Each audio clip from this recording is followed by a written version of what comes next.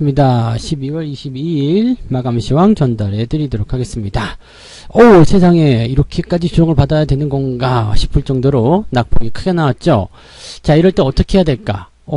그동안 상승장만 계속 보고 있었던 분들, 최근에 뭐 한 1, 2개월 안에 주식하셨던 분들, 또는 좋은 장세 속에서 분위기가 좀 젖어 있었던 분들, 이런 분들은 이런 조정 이렇게까지 크게 내려와? 이렇게 걱정이 좀 되실 것 같은데요.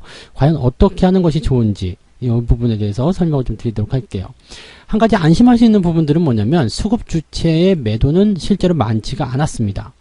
그러니까 매도 물량이 많지 않았는데 주가가 어떻게 조정을 받은 것인가, 왜 조정을 받은 것인가, 여기서 또 궁금증이 생기거든요. 그래서 수급 주체에 대한 부분들, 또 어떤 식으로 우리가 이 부분을 연결해서 생각해야 되는지, 또 매매 동향 같이 살펴보면서 이야기를 좀 나눠볼 거고요. 단기 급등 종목들이 조정을 좀 많이 받았어요. 힌트가 여기에 있네요. 네, 단기 급등한 종목군들이 조정을 받았다. 자, 그래서 지금은 일단 그런 것 같아요. 너무 과도하게 따라붙는 거, 그런 것들을 이제 좀 막아내는 거죠. 좀 털어내는 거. 뭐 그런 식으로 좀 봐야 될까요? 네, 털어낸다면 또 기분이 나쁠 수도 있겠습니다만, 따라오지 마! 이런 거 있잖아요. 네. 나 지금 더 올라갈 건데, 당신들이 따라붙어서 내가 무거워졌어. 떨어져. 이렇게 막 털어내는 그런 형태의 느낌이라고 좀 생각하셔도 될 것 같아요. 차트 보면서 설명을 이어가도록 할게요. 네. 자, 코스닥 지수가 2.6%입니다. 과연 이렇게까지 빠져야 되느냐? 네. 주가 이렇게 빠져야 됩니까? 라는 부분에 대해서 우리가 고민해 볼 필요가 있어요. 이렇게까지 빠져야 돼요? 과연? 네. 코스피 같은 경우도요, 1.6% 하락입니다. 자, 물론 지지선은 다 지켜주고 있어요. 그리고 제가 아침에도 말씀드렸지만은 이게 반등으로 끌고 올라가서 오후에 좀 올라가려는 모습이 좀 보였었습니다. 분봉 보시면은요, 오후에 한 1시 넘어서까지 주가가 계속적으로 상승하면서 거의 플러스 직전까지 갔었잖아요. 그리고 갑자기 1시 반부터 주가가 쏟아지기 시작한 부분입니다. 자, 그래서 이 부분들이 이제 뭔가 악재가 크게 터진 것 아니냐. 근데 악재가 새로운 건 없어요. 그냥 뭐 부담스럽다 뭐 그런 정도. 그 다음에 뭐 그 사회적 거리두기에 대한 그런 내용들, 그 다음에 신규 확진자 수는 오히려 좀 줄었거든요. 그러니까 사실 이런 부분들이 당장 우리한테 부담을 줄 수 있는 내용은 아니죠. 근데 주가가 조정을 받았어요. 그리고 코로나와 관련된 부분에서도 뭐 치료제라든지 백신이라든지 이런 쪽에서 뭔가 주가 상승이 나타날 것 같았는데 또 그러지 않았거든요. 그래서 지금 잘 보시면은요, 그냥 지수가 이유 없는 조정? 뭐 이렇게 생각하셔도 좋을 것 같은데, 아까도 말씀드렸지만은 계속 상승하는 부분을 연결해 나가기 위해서는 이런 조정이 필연적이에요.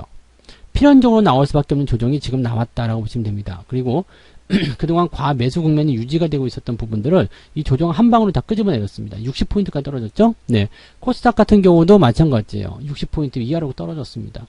이 정도 떨어지고 나서 내일 한 번 더 쿵 해주고 나서 반등을 시작한다면 시장이 조금 더 건강한 상승을 할 수 있겠죠. 그래서 내려간 것보다 더 많이 올라갈 수 있는 어떤 포인트를 만들기 위해서는 이렇게 쿵 한번 떨어지고 옆으로 서주고 그런 형태의 모습으로 진행될 가능성이 높습니다. 그래서 지금은요, 일단 상승 기조가 유지가 되고 있기 때문에 조정이 들어가더라도 뭐 그렇게 뭐 시장이 뒤집어진다거나 아니면 뭐 모든 것을 다 팔아야 되는 그런 형태의 공포스러운 모습이 아닙니다. 오히려 이 조정 국면을 통해서 지지점이 어딘지 확인이 되고 나면 적극적으로 매수할 수 있는 기회가 또 다가온다는 이야기거든요. 그렇기 때문에 이번 조정을 우리가 계속 기다려봤잖아요. 사실 조정이 들어와야 되는데, 좀 들어와야 되는데, 근데 막상 조정이 들어오니까 어떻게 해요? 심장이 쫄깃거리죠. 어이구 큰일 났다. 간이 콩알만해지고, 네, 쫄보라서 그렇습니다. 자, 이런 조정들은 사실 근데 가면서 나타나는 그냥 뭐 단기적인 어떤 부분들이거든요. 내일 만약에 시장이 빨간색으로 전환만 되더라도, 그냥 저점권에서 많이 더 밀리지만 않는다 하더라도 시장에서 큰 부담은 가지지 않으실 것 같아요. 그러니까 지금 일단은 중요한 건 이거예요. 강하게 하락을 했기 때문에 추가적으로 하락을 할 수 있는 포인트가 있습니다. 그렇지만 지지점이 가까이에 있어요. 코스닥 같은 경우 920포인트고요. 코스피 같은 경우는 2700선 위쪽이죠. 2713포인트, 15포인트가 됩니다. 그래서 추가적으로 한 0.5, 많으면 한 1% 정도 더 하락할 수 있는 여유는 가지고 있습니다. 근데 지금 시장이 이것을 그대로 이렇게 받아들여서 더 끄집어 내릴 것인가, 이 부분은 우리가 수급을 살펴보시면은 답변이 나오실 거예요. 그래서 그 부분 좀 보셔야 되는 거고요. 자, 일단은 환율 먼저 잠깐 볼게요. 환율이 지금 급등세 보이고 있습니다. 1100원대 넘어가고 있죠.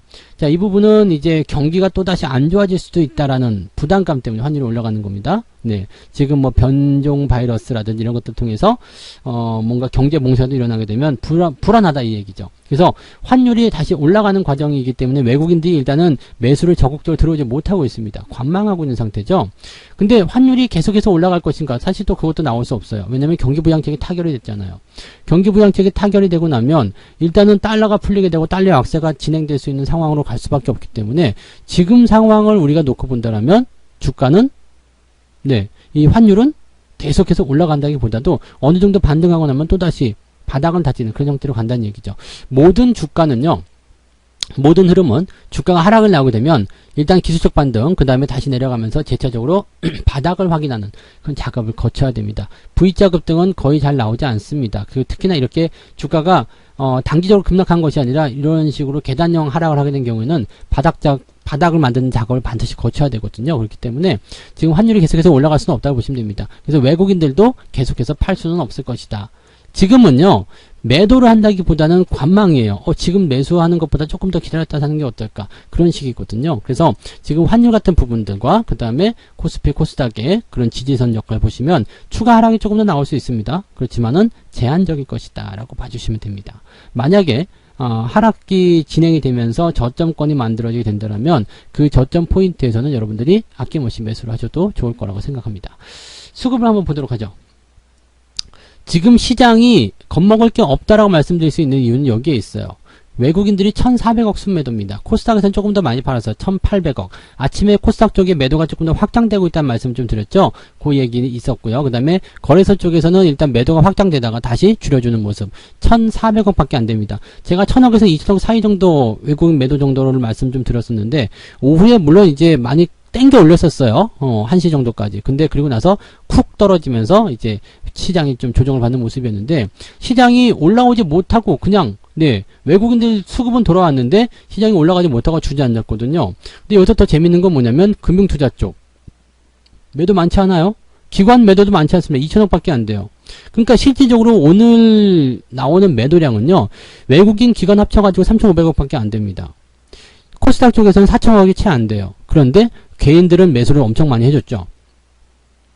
이 부분이에요.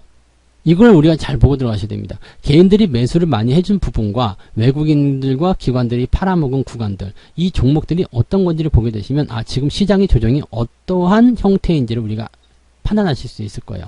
그래서 이 매매 동향을 이제 바로 들어가서 보도록 하겠습니다. 자, 여기에 이제 비밀이 숨겨 있을 텐데 오늘 매매 동향 잘 보세요.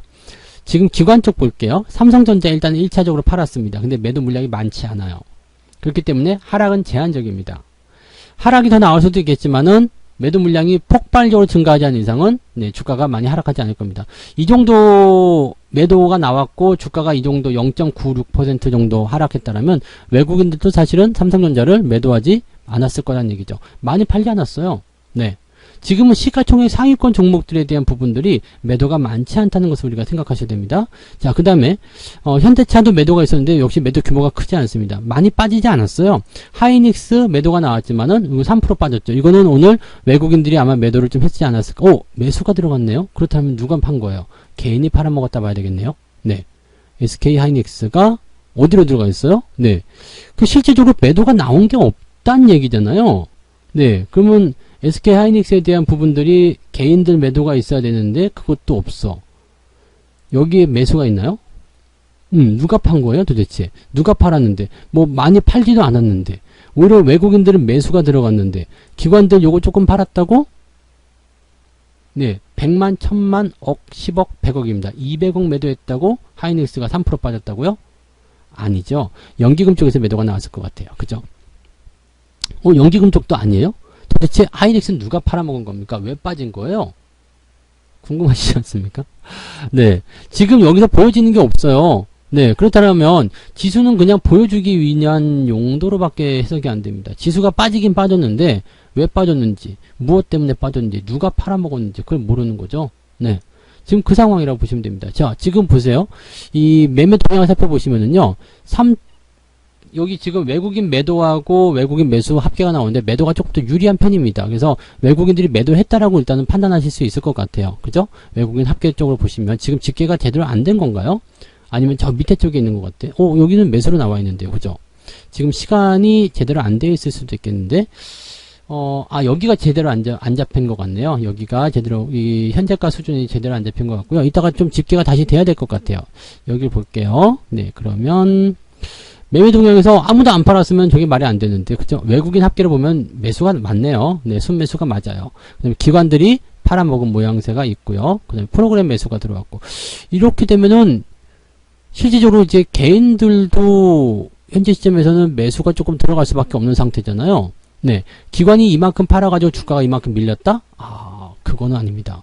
네. 그래서 사실 이 수급에 대한 부분들은요, 우리가 이 매매 동향을 좀 살펴보는 이유는 누가 어느 쪽으로 집중을 해서 많이 팔았냐에 대한 부분인데, 실질적으로 이렇게 주가가 빠져야 될 이유가 없다고 보시면 되겠습니다. 그러니까 그냥 일시적인 어떤 주가 하락? 이런 정도로 보셔야 되는 것 같아요. 그러면 하이닉스에 대한 부분들은 일단은 단기적 조정이 나와야 되는 타이밍이었기 때문에 뭐 개인들 물량도 조금 나왔을 테고, 실질적으로 이제 받아주지 못하는 물량들이 주가를 좀 끄집어내었을 것이다라고 우리가 판단을 해보셔야 되지 않겠나, 이 생각이 좀 해보셔야 될 것 같습니다. 그래서 아침부터 떨어져 내려온 부분들이 일단 계속 유지가 됐다라고만 보시면 될 것 같아요. 그래서 3%대 빠지긴 했습니다만, 결과적으로 이 부분들은 아침과 변함이 없었다. 그리고 조금씩 사들이기 시작했는데 주가의 흐름들은 이렇게 끌어올리지 않는 상태로 마무리하는 그런 형태의 어떤 핸들링, 이렇게 보셔야 될 것 같아요. 그래서 오늘은 실제적으로 이제 기관이나 외국인의 이 수급 주체들이 시장의 지수만 빼먹고요, 종목들 간의 움직임들은 그냥 잘 유지시키는 그런 핸들링을 했다라고 적게 생각이 안 됩니다. 지금 제가 마지막으로 써놨던 내용들이 뭐냐면 단기에 급등한 종목들이 조정을 받았다라는 건데요. 오늘 보시면 화신 같은 경우가 단기 급등 이후에 조정이 좀 나왔죠? 8%대. 근데 뭐 이것도 별로 부담은 없어요. 부담 없는 상황이지만 일단 단기 급등에 대한 부분들이 조정을 받으면서 분위기를 좀 썰렁하게 만들었을 테고요. 명신산업 같은 경우도요. 지금 대장주 역할을 했지만 이게 장중에 마이너스 18%, 장 중간에 플러스 18%, 그다가 마이너스로 마감이 됐어요. 그러니까 이런 거 단기 급등이 나왔었던 종목들 위주로의 어떤 조정이 좀 나타난 거고요. 써니전자 같은 경우도 마찬가지죠. 급등했다가 네, 다시 플러스권으로 넘어가는 그런 모습까지 보여줬다가 다시 마이너스로 전환되는. 그러니까 많이 올라간 종목들을 빼먹고 있는 상태예요. 제가 가진 종목 중에서 인트론 바이오도 있습니다. 주가가 단계 많이 올라갔거든요. 그러다 보니까 조정이 좀 나왔어요. 근데 중요한 건 이거예요. 고점에 있는 사람들을 때리기 위한 물량일 것이다라는 생각이 굉장히 강하죠.